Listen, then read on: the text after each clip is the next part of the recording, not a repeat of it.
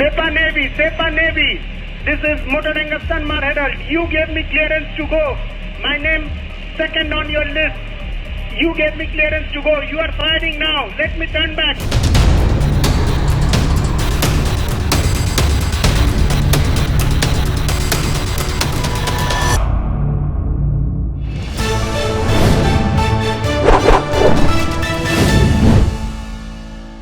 पश्चिम Asia का अशांत समुद्र ईरान की अब रिवॉल्यूशनरी गार्ड कॉर्प्स के कई कारनामों से दहलता नजर आ रहा है।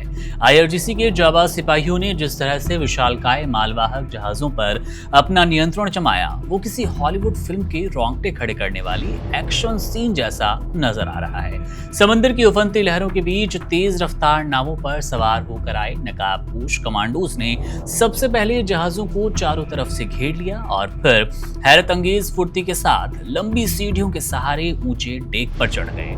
हाथों में आधुनिक हथियार और चेहरे पर काला नकाब पहने ये सैनिक जहाज के गलियारों में बिजली की तेजी से दौड़ते हुए नजर आए। महज कुछ ही मिनटों में पूरे जहाज को अपने कब्जे में लिया। उनकी ये दिलेरी और सटीक रणनीति ये भी दिखाती है कि समुद्री युद्ध क्षेत्र में वे कितने माहिर हो चुके हैं और किसी भी चुनौती से निपटने के लिए पूरी तरह तैयार है। कैसे अंजाम दिया इस कब्जे वाली नीति को, इस कब्जे की योजना को, जरा पूरा वीडियो देखिए जो खुद आईआरजीसी ने रिलीज किया है।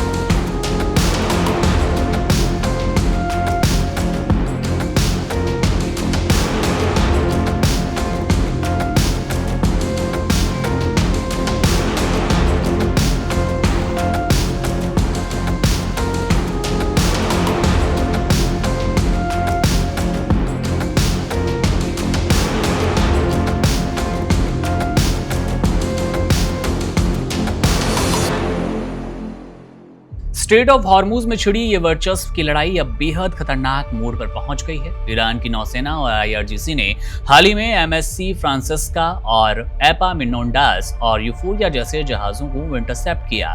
ईरान का दावा है कि इन जहाजों ने अंतर्राष्ट्रीय समुद्री नियमों का उल्लंघन किया और जानबूझकर अपने नेविगेशन सिस्टम यानी कि लोकेशन बताने वाली मशीनों से छेड़छाड़ की। जब एपामिनोंडास ने चेतावनी को अनसुना किया तो आईआरजीसी ने उस पर गोलियां चलाने से भी गुरेज नहीं किया।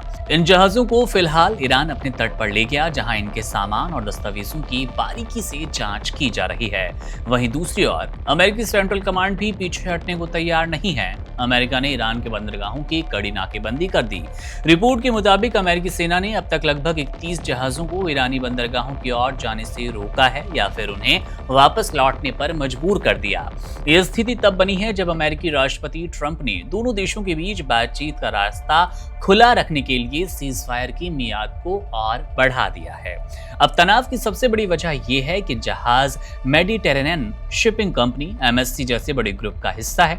दुनिया के व्यापार का एक बहुत बड़ा हिस्सा स्ट्रेट ऑफ हॉर्मुज से होकर गुजरता है। अगर यहाँ इसी तरह के जहाजों को कब्जे में लेने का ये पूरा सिलसिला थमा नहीं और गोलियां चलती रही, कब्जे में जहाज लिए जाते रहे आईआरजीसी की ओर से, तो न केवल तेल की कीमतें आसमान छुएंगी बल्कि वैश्विक अर्थव्यवस्था को भी गहरा झटका लगेगा। ईरान अमेरिका की घेराबंदी को गलत बता रहा है, जबकि अमेरिका ईरान की समुद्री कार्रवाइयों को गुंडागर्दी करार दे रहा है। कुल मिलाकर समंदर का ये रास्ता फिलहाल बारूद के ढेर पर बैठा है और शांति कब आएगी इस पर कुछ भी कहना जल्दबाजी होगा। अब बात करते हैं देश के सियासी तूफान की। पश्चिम बंगाल की धरती पर लोकतंत्र का ऐसा महाकुंभ उमड़ा जिसने सत्ता के गलियारों में खलबली तेज कर दी। पहले चरण के मतदान में शाम 5 बजे तक लगभग 90% वोटिंग का जादुई आंकड़ा छूना कोई साधारण बात नहीं है। ये सत्ता विरोधी लहर है या फिर से ममता का जादू।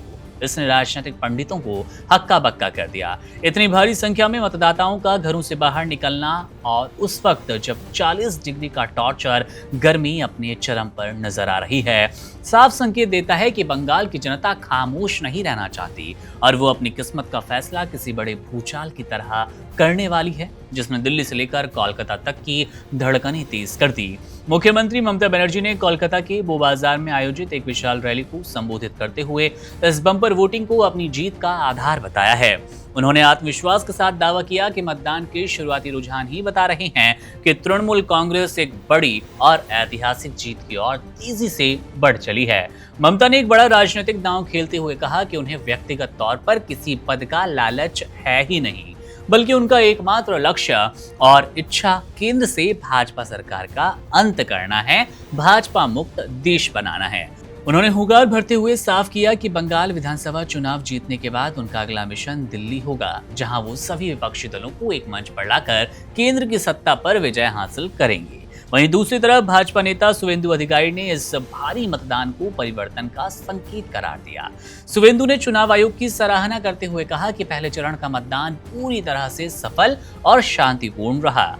उन्होंने एक बड़ा दावा करते हुए कहा कि पहले चरण की 152 सीटों में से भाजपा अकेले 125 सीटें जीतने जा रही है। शुवेंदु ने ध्रुवीकरण के मुद्दे पर बात रखते हुए कहा कि भले ही मुस्लिम वोट पहले ही गोलबंद हो गए, लेकिन नतीजों के बाद ये साफ हो जाएगा कि 85% हिंदू मतदाता भाजपा के साथ मजबूती से खड़ा है।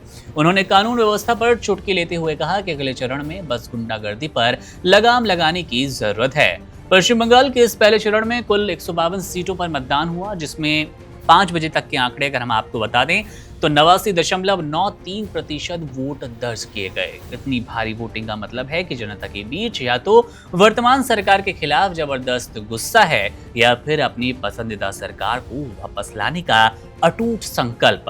हिंसा की छुटपुट आशंकाओं के बीच इस मतदान ने ये तो साबित कर दिया कि बंगाल की राजनीति अब एक निर्णायक मोड़ पर है। सभी की निगाहें होंगी 29 अप्रैल को होने वाले दूसरे चरण के चुनाव पर, जहां पर 142 सीटों पर जनता का फैसला ईवीएम में कैद होगा और 4 मई को तय हो जाएगा कि बंगाल में किसने मारी बाजी, कौन रहा खाली हाथ। क्या दीदी की हुक्की वापसी या फिर बीजेपी अपने मकसद में इस बार हो जाएगी कामयाब। तो ये थी आज देश दुनिया की वो बड़ी खबरें जिनका जानना आपके लिए, हमारे लिए और देश के लिए था जरूरी। तमाम बड़ी खबरों, अपडेट्स और जानकारी के लिए आप बने रहिए वन इंडिया के साथ। शुक्रिया।